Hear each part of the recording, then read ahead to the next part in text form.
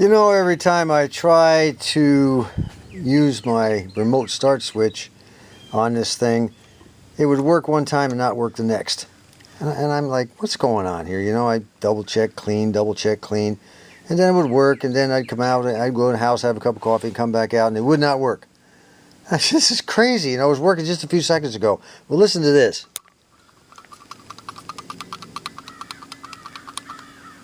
I've never heard a starter solenoid rattle on the inside. Something's loose. Something's probably been burned to the point where it's now loose. And I'm going to get another one. I think this one has had the lick. I might even open it up and let everybody see what it looks like. I don't need any more stress. No, I don't. And it is a brand new starter solenoid. Yes, it is. I went down to, I called up O'Reilly and I said, what do you got? And they said they got some really nice expensive one down to an El Cheapo. I said, well, I don't really want an El Cheapo. You know, I don't want this car of mine to be breaking down anytime soon, especially when I'm, 20 miles from the house and then have to have it towed home. It'd be a lot more expensive than one of these. So they said, okay, 28 bucks, lifetime warranty. I said, sold. I'll be down to get it. So there is our replacement. Well, now that we have a nice new one, let's go ahead and tear apart the old one and see what the problem was, if any, but it's still rattly. Now, what we have to do is we have to remove the 4 rivets here, and here to hold this top on. Now, underneath here, this is nothing but an electromagnet with a set of contacts that when they come down, the electromagnet pulls it down. There's a plate between this side and this side in there that'll make contact. And I think it's actually on this end probably. Yeah, if I remember right. The plate is between here and it's up above the contacts that are connected to these 2 posts. So when the electromagnet is energized, it pulls that flat, there's a flat copper plate, it'll pull it down and make contact across these 2 posts, which sends the 12 volts down to the starter. And we'll show you that in a minute. So in order to do this, we have to remove the rivets from the other side. I'll just grind the old tops off there. And come on, focus a little bit, baby. We'll grind these 4 tops off right there. Then we'll flip it back around and we'll take this metal plate off. I'll see you when it's ready to do. Okay, I think that's going to take care of it. Now we'll flip it on around here. This is one, look at there. We've got one rivet already ready to come out. I'll take this blade here and see if I'm going to try to do this one-handed, but I know it's not going to work. Oh, yeah, how about that? It did come out, didn't it? So this comes off here. This is a spring-loaded deal I was telling you about. I don't know what that deal is. I guess that holds it in somehow. Let me work on that a little bit. This whole thing has to come out. In order to get this tab loose, I had to remove that nut and that internal star washer off of that thing right there. And once it got loose, then the entire thing came out. See, it was just hooked around the head of that screw right there. That one right there. All right, now let's get down there and see what we got. These are the 2 contacts I was telling you about. This one here and this one over here, and you can see how burnt they are. Yeah, this baby was not in good shape. That's why I kept getting us, it would work one time and not work the next. And that's the electromagnet coil down in there that draws this slug, metal slug down in there, draws it down in when you energize it. And when it goes down in, of course, this metal ring, oh my goodness, look how burnt that baby is. That's another reason it would hit and miss. What was happening is this thing was apparently moving a little bit each time I energized it with my remote starter switch, and when it would wind up here on one of the black spots, for the next time I went to turn the handle or press the button on the remote switch, it was probably on some of these black spots and not making very good contact. So that really irritated me. Now sometimes you can tap on these babies, like if you're out in the middle of nowhere and your car, you hit the key and all you get is clunk, clunk, clunk. This is what you'll hear right here. You'll hear clicking, okay? That's what causes that click, click, click, click, click, click, click. It's not making good contact between here and here. Now sometimes you can tap that baby with a hammer, you know. Now I'm talking about the ones, sometimes it'll work with this, but more often it works when the solenoid is actually mounted on top of the starter. This is a separate solenoid from the starter, but you know the newer models had the solenoid on the starter. The Chevy, actually the newer, I think, I'm not sure what year they did that. I know the 57s, if I'm not mistaken, 57 Chevy, if I remember right, had the solenoid separately also. But they came out later with the solenoid. It would be a round thing on top of the big round starter, okay? Big round starter with a, that's the cell. They just moved it from here to there. Same thing. Same thing. Anyway, if you tap it with a hammer sometimes, after it would click, click, click, and you're out there and the car won't start, what you're doing essentially is you're jiggling this thing around and maybe get it to spin to where you're making good contact, okay? A little better contact with these two areas here. Now, that one's no good. I'm glad I bought a new one. I don't want to be stuck out in the middle of the woods or someplace with a 66 Thunderbird and a wife who just can't keep her hands off me. What can I say? Now, one more thing, you know, if you didn't have any money, I mean, you were down and out and strapped and you had to have your car and you just didn't have the bucks to buy a new one of these things, you can sand this down as best you can, and on both sides, grind it down. Sometimes you can even push these things out into here, turn it around so the other side is facing upwards, because these are a rectangle deal, okay? And sometimes you can do that. You loosen this nut up right here, take it completely off. Back up here a little bit. Take it completely off, and then if you're lucky, you can get this thing to go in. I know on the 57 Chevy solenoids, I was able to do that. So I think the solenoid, seems to me the solenoid was on the starter, but you could flip it around, and it would be right back in business. Of course, you'd have to sand off the you'd have to sand down the underside of this too. I don't mean take it all the way down, but at least clean it up, and it would probably put it all back together, and it would probably work. Last you for a little while longer until you could get some money to buy a new one. Just to let you know, just don't lose these springs. This is very important. One draws it back and the other one cushions it, so when it comes up it doesn't bang, bang, bang and just kind of flop around too much. But why it was rattling, I don't know. I can't quite figure that one out. Nothing else was rattling on. It's kind of strange. Anyway, doesn't matter.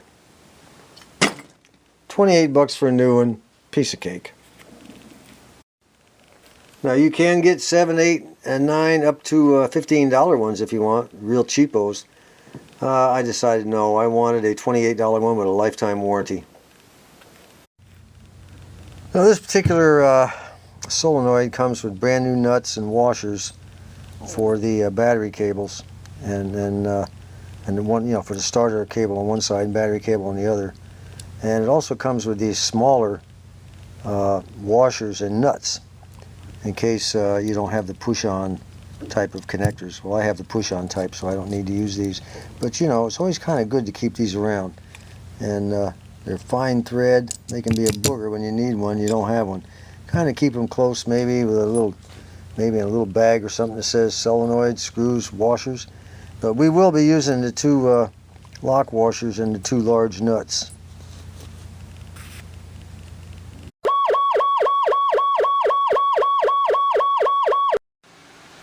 For those of you who own a 1966 Thunderbird, I don't know again if it's the same for a 65 and a 64, but for a 1966 Thunderbird, there is a gizmo, a gadget, a detent, a ring of some type.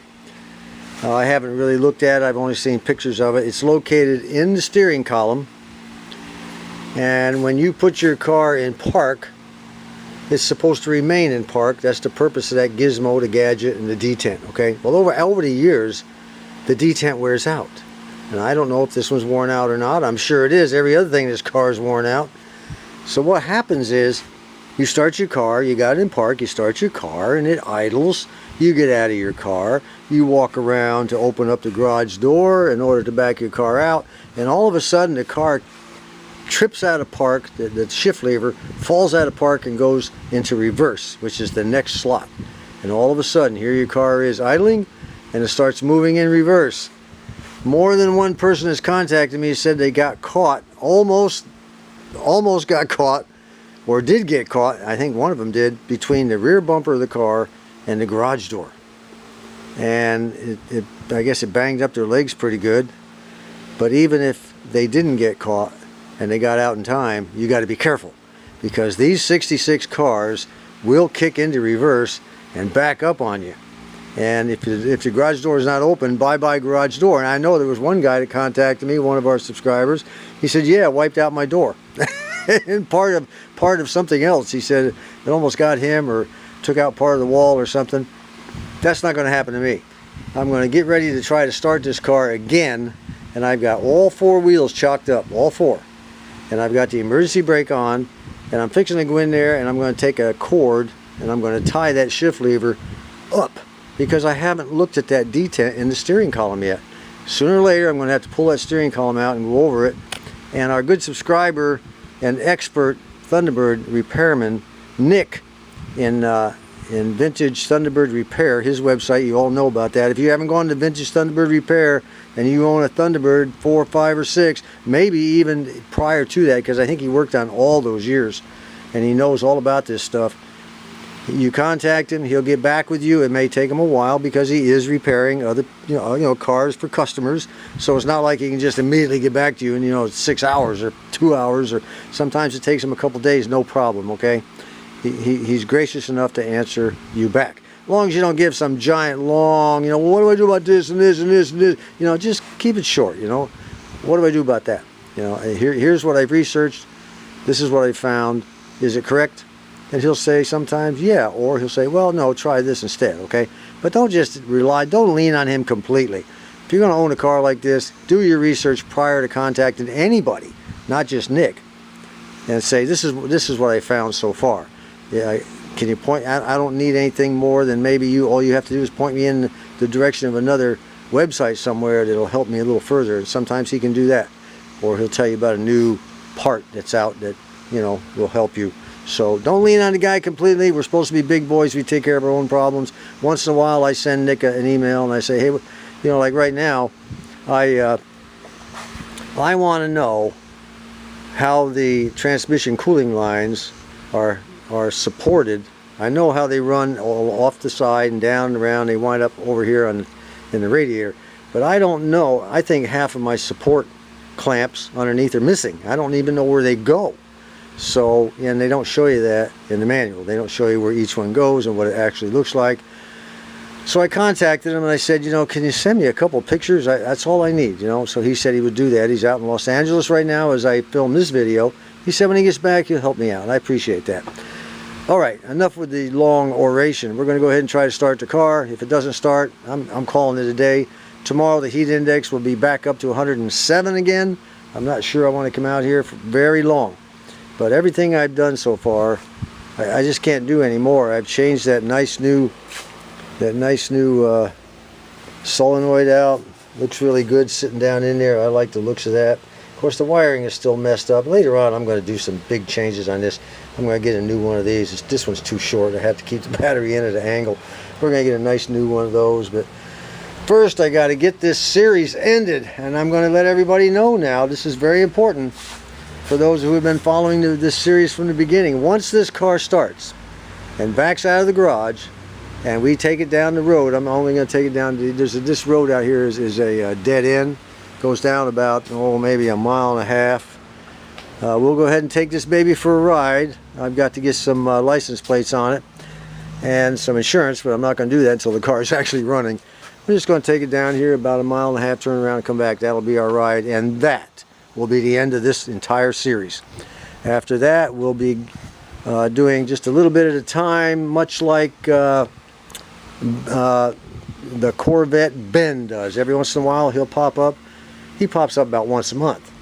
I'm going to try to do it a little bit more than that, but if it only turns out to be once a month, then that's what it is. He'll say, I've got this problem here now we haven't ever resolved, and he'll work on that little item and that'll be it. And I kind of like that idea, It doesn't bog you down and wear you down, and it's not another long drawn out. I'm just hoping that what I've showed everybody here, the way I do things, you can do them better. The way I do things, maybe you can apply some of that to the way you do things. And if not, no problem, you know, you got a better idea, make it happen. So let's see what I can do here. Well, how about that for overkill, huh? It ain't going anywhere. It's locked over here into the park position.